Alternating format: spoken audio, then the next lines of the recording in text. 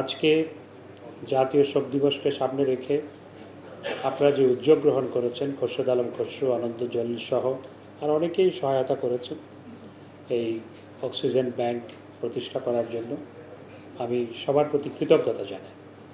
কারণ এই করোনা মহামারীর মধ্যে আজকে যেভাবে সমস্ত পৃথিবী স্তব্ধ হয়ে গেছে এবং পৃথিবীতে আজকে সবাই অনুধাবন করতে সক্ষম হচ্ছে যে মানুষ ছোট্ট একটি অণুবীক্ষণিক জীবাণুর কাছে কত অসহায়, এবং এই অসহায়ত্ব এমন অনেক অর্থবিত্ত কোনো কাজে আসছে না, এবং আমরা একে অপরের সাথে যুদ্ধ করার জন্য মিসাইল, অ্যান্টি মিসাইল, তারপর আরও কত ধরনের মারণাস্ত্র আমরা নির্মাণ করেছি, উদ্ভাবন করেছি, কোনো কিছুই কাজে আসছে না।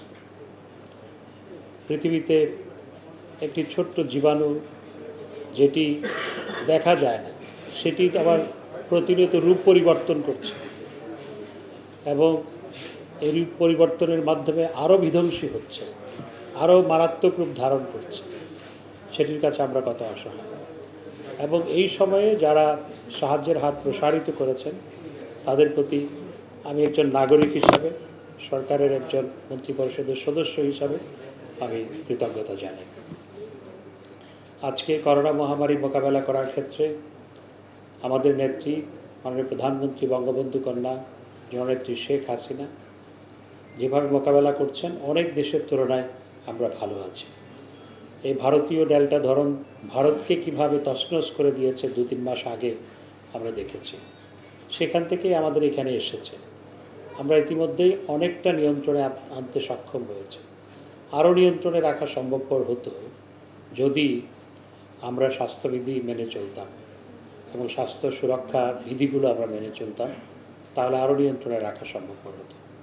এবং এই করোনা মহামারী শুরু হওয়ার পর অনেকে আশঙ্কা প্রকাশ করেছিলেন যে বাংলাদেশে না খেয়ে লক্ষ লক্ষ মানুষ মারা যাবে, হাজার হাজার মানুষের লাশ রাস্তায় পড়ে থাকবে। আজকে 1.5 বছর করোনা, বাংলাদেশে একজন মানুষও আল্লাহর রহমতে না খেয়ে মৃত্যুবরণ করে না। এবং বাংলাদেশে করোনা পরিস্থিতি অনেক উন্নত দেশের তুলনায় আমরা অনেক ভালোভাবে আমরা মোকাবেলা করতে সক্ষম হয়েছে। মাননীয় প্রধানমন্ত্রী ঘোষণা দিয়েছেন দেশের 80% মানুষকে করোনার টিকা দিবেন, এবং ইতিমধ্যে প্রায় 2 কোটি মানুষকে টিকা দেওয়া হয়েছে। এবছরের মধ্যে 10 কোটি মানুষকে টিকা দেওয়ার লক্ষ্যমাত্রা সরকার নির্ধারণ করেছে, অর্থাৎ অন্তত প্রথম ডোজ দেওয়া লক্ষ্যমাত্রা সরকার নির্ধারণ করেছে।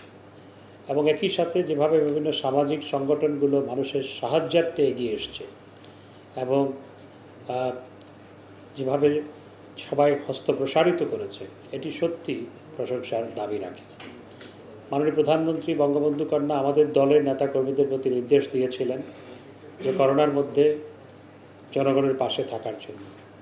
আমাদের দলের সর্বস্তরের নেতাকর্মীরা করোনার মধ্যে জনগণের পাশে দাঁড়িয়েছে, এবং সেই পাশে দাঁড়াতে গিয়ে আমাদের কেন্দ্রীয় কমিটি 81 সদস্য বিশিষ্ট বাংলাদেশ আওয়ামী লীগের কেন্দ্রীয় কমিটি, তার 5 জন মৃত্যুবরণ করেছে। মন্ত্রিসভার প্রায় অর্ধেক সদস্য একবার কিংবা দুবার করোনায় আক্রান্ত হয়েছে। আমি 2বার করোনায় আক্রান্ত হয়েছি, কিন্তু আমি এই করোনার মধ্যে একদিনও ঘরে বসে থাকিনি, একদিনও না। এবং আমাদের দলের সংসদীয় দলের 130 জনের বেশি সংসদ সদস্য করোনায় আক্রান্ত হয়েছে। বেশ কয়েকজন করোনায় আক্রান্ত হয়ে মৃত্যুবরণ করেছে। এত মৃত্যু জাতীয় সংসদ অতীতে কখনো দেখেনি। কিন্তু আজকে দুঃখজনক হলো সত্য, আজকে এখানে খোরশেদ আলম খসরু, অনন্ত জলিল, তারপর মুশফিকুর রহমান গুলজার সহ, আমি সবার, চন্টু ভাই তো আছেই, আরও অনেকে, মৌসুমী, ওমর সানি সহ সবাই, আপনারা যে যতটুকু সম্ভব, আমি অন্যদের নাম বলছি না কিন্তু অন্যরা করে নাই তা নয়, সবাই করেছে। যে কয়টি নাম মনে এসছে সেজন্য বলছি। সবাই কিন্তু নানাভাবে হাত প্রসারিত করেছে, এই জন্য আপনাদের প্রতি কৃতজ্ঞতা জানাই। কিন্তু পাশাপাশি আমি কোনো রাজনৈতিক বক্তব্য রাখতে চাই না, কিন্তু কথার পিঠে তো কথা আসে, সেজন্য বলছি। সেটি হচ্ছে, একটি রাজনৈতিক দল দেখবেন জনগণের পাশে দাঁড়ায় না। এই করোনার মধ্যে কোথায় জনগণের পাশে দাঁড়াবে মানুষকে সহায়তা করবে, সেটি না করে গতকাল বিএনপি ওই চন্দ্রিমা উদ্যানে গিয়ে জিয়া রহমানের তথাকথিত কবরে গিয়ে ফুল দেওয়ার নামে মারামারি করেছে, পুলিশের উপর ইটপাটকেল নিক্ষেপ করেছে। এই সময় কি এই কাজ করা উচিত? এই সময় তারা জনগণের পাশে থাকবে, জনগণকে সহায়তা করবে, সেটি না করে ফুল দিতে গিয়ে সেখানে মারামারি করেছে। অর্থাৎ তারা যে সন্ত্রাসের রাজনীতি থেকে বেরিয়ে আসতে পারে না এই করোনার মধ্যেও, সেটি বহিঃপ্রকাশ হচ্ছে গতকালকের ঘটনা। তা আমি চলচ্চিত্র প্রযোজক সমিতি এবং প্রযোজক সমিতিতে সম্ভবত একজন প্রশাসক বসানো হয়েছে, প্রযোজক সমিতিতে একজন প্রশাসক বসানো হয়েছে। আমি জানি না এটার ব্যাকগ্রাউন্ড কী কারণে বসানো হয়েছে।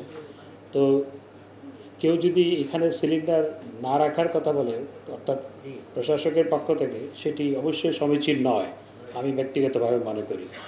কারণ এই জায়গা তো এফডিসির, জায়গার মালিকানা এফডিসির, আর একটি জনহিতকর কাজ, সেটার জন্য যাহা কিছু রাখা প্রয়োজন, জনগণকে সাহায্য করার জন্য যাহা কিছু রাখা প্রয়োজন, সেটি রাখতে কোনো বাধা থাকা উচিত নয়। এটি হচ্ছে কথা। আমি আপনাদের প্রতি কৃতজ্ঞতা জানিয়ে, ধন্যবাদ জানিয়ে আমার বক্তব্য শেষ করছি, কারণ সাংবাদিকদের তাড়া আছে। আমি তো সাংবাদিকদের নিয়ে ঘর সংসার, তাদের দুঃখ, তাদের তাড়াটা আমার বুঝতে হয়। তো সবাইকে ধন্যবাদ জানিয়ে আমার বক্তব্য শেষ করছি। জয় বাংলা, জয় বঙ্গবন্ধু।